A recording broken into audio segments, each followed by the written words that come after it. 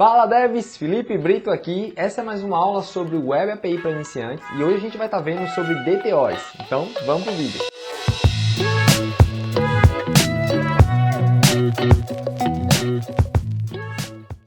Bom pessoal, antes da gente começar a falar sobre as DTOs e o que são e para que servem, eu queria tratar antes com vocês aqui sobre a arquitetura do nosso projeto, tá? A gente já tem aqui muitas pastas no nosso projeto e isso acaba poluindo um pouco a visualização aqui da arquitetura. Então a gente vai implementar uma parcela bem pequena aqui do conceito chamado Clean Architecture, que é uma modalidade de arquitetura de software. A gente só vai estruturar um pouco as pastas, separar melhor as responsabilidades para facilitar a leitura do nosso projeto aqui, beleza? Então vamos entender aqui a arquitetura que a gente vai estar montando e depois a gente vai para a prática. A arquitetura funciona da seguinte forma, tá? A gente tem hoje uma pasta chamada Modules, onde tem ali as entidades de banco e a nossa interface de repository. Temos a pasta de infraestrutura, temos a pasta de View Model, Service e os controles. A primeira coisa que a gente vai estar fazendo vai ser alterar a localização dos meus módulos, das minhas entidades. A gente vai criar uma nova pasta chamada Domain, que significa domínio, né? Onde a gente vai ter toda a nossa parte principal do projeto, toda a nossa regra de negócio dentro dessa pasta, tudo que tiver relacionado também às entidades do nosso sistema aqui dentro. Inclusive, eu vou estar colocando também dentro dessa pasta as minhas DTOs, tá? Que eu vou estar explicando mais à frente o que são isso aqui. A outra alteração que a gente vai fazer vai ser criar uma nova pasta para a gente armazenar os View Models e os Services chamada Applications.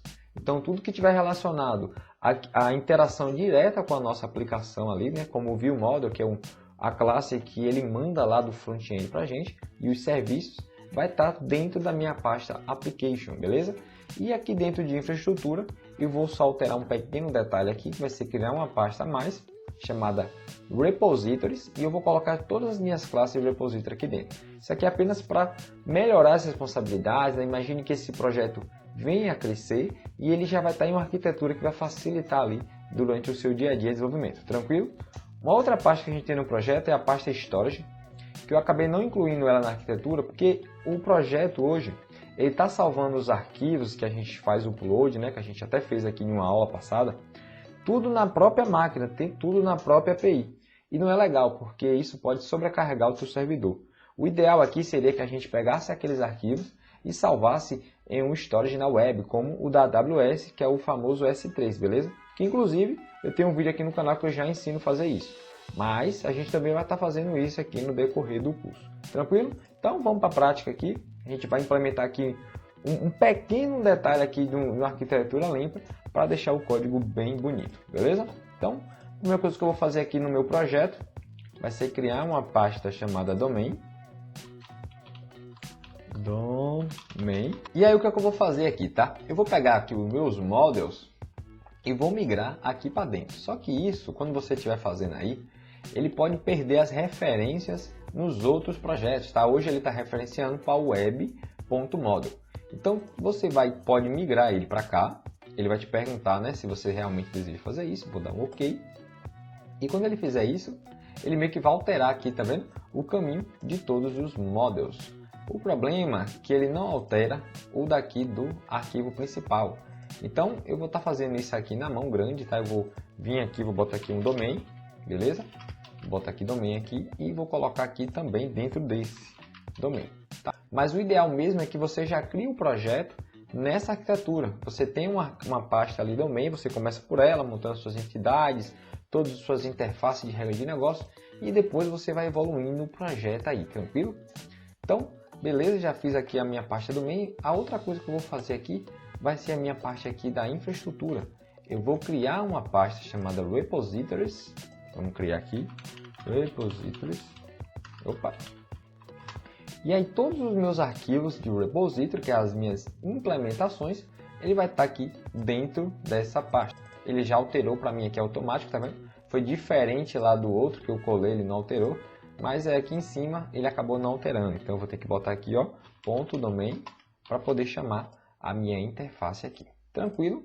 Então, já estamos começando alterando aqui a nossa estrutura. E por fim, eu vou criar aqui a pasta chamada Application, que vai ser a minha camada de aplicação. E eu vou pegar aqui os meus services e os meus View Model e vou colocar dentro de application. E aí eu só vou checar aqui para ver se ele colocou a referência do application, colocou. Só no domain que ele não colocou, eu tive que colocar na mão. Deixa eu ver se ele colocou aqui também, colocou certinho, bonitinho. A gente vai olhar agora os nossos controles. Nosso controller a gente sempre deixa apartado mesmo, não precisa colocar lá dentro de application. Só para ver se tem algum problema aqui, está tudo referenciado. Vamos ver aqui no programa e tranquilo, a gente já alterou a arquitetura, tá? A única coisa que eu não mudei aqui foi o storage, porque a ideia é que esses arquivos sejam salvos na web e não dentro do meu projeto, senão eu vou ter um projeto aqui muito pesado. Tranquilo? Bom pessoal, chegou o momento da gente falar sobre os DTOs, que são os Data Transfer Objects, né? São objetos de transferência de dados, tá? Então, quando é que a gente vai estar utilizando esses DTOs, que na verdade são algumas classes que a gente vai estar criando aqui. Hoje, o nosso projeto, quando a gente faz uma consulta, né, uma requisição para obter uma lista de funcionários, a gente acaba retornando aqui, e isso traz uma certa vulnerabilidade para a tua API, a gente retorna a própria entidade lá do banco, né, que é essa entidade que ele faz o mapeamento com o banco de dados. Isso não é tão seguro, isso pode ferir alguns princípios ali da tua API, e acaba você expondo muita regra de negócio ali para o front-end. Então, nesse caso, a gente utiliza o DTO para fazer um processo de mapeamento. A gente pega a nossa entidade e meio que converte em uma DTO, tá? O ideal mesmo é que os DTOs eles estivessem em uma camada mais próxima da infraestrutura ou até mesmo dentro da minha camada de aplicação, até porque é o que eu vou estar exibindo para a minha aplicação. Só que como a nossa arquitetura aqui está bem simples, tá? Eu não vou me aprofundar tanto quanto a localização dos DTOs. Então eu vou colocar aqui dentro do meu domain, só para vocês verem o funcionamento de uma DTO, beleza? Então eu vou criar aqui uma nova pasta, vou chamar essa pasta de DTOs e aqui dentro eu vou criar uma DTO para a minha entidade de funcionário. Então eu vou adicionar uma nova classe, Employer DTO. Olha que legal isso aqui, tá? E aí eu vou colocar aqui os atributos da minha classe Employee DTO, né? Perceba que são praticamente os mesmos. Eu só omiti aqui a idade, não estou trazendo aqui esse atributo, aqui, essa propriedade do meu DTO, até porque eu não quero exibir isso lá no meu front-end. Vamos supor que isso seja informação privada, beleza? Então não quero trazer isso lá. E aí eu vou alterar aqui um outro detalhe dentro do meu repository. Ele não vai mais me retornar uma entidade, né? Ele vai me retornar agora um employee DTO. Só vou alterar aqui no primeiro, que é o que a gente usa lá no controller, e vou alterar também aqui na minha implementação. Então vou aqui em employee repository, vou alterar aqui esse get aqui de cima, beleza? Só que aqui ele vai estar começando a acusar erro, porque ele está retornando uma entidade. Então a gente precisa converter essa entidade em um modelo de DTO. Como é que a gente faz isso? Aqui dentro a gente tem uma propriedade, né, da instrução do link.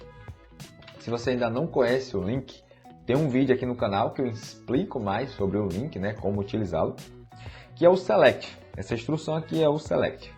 E essa instrução a gente consegue selecionar as colunas, né, as propriedades da nossa classe aqui funcionário.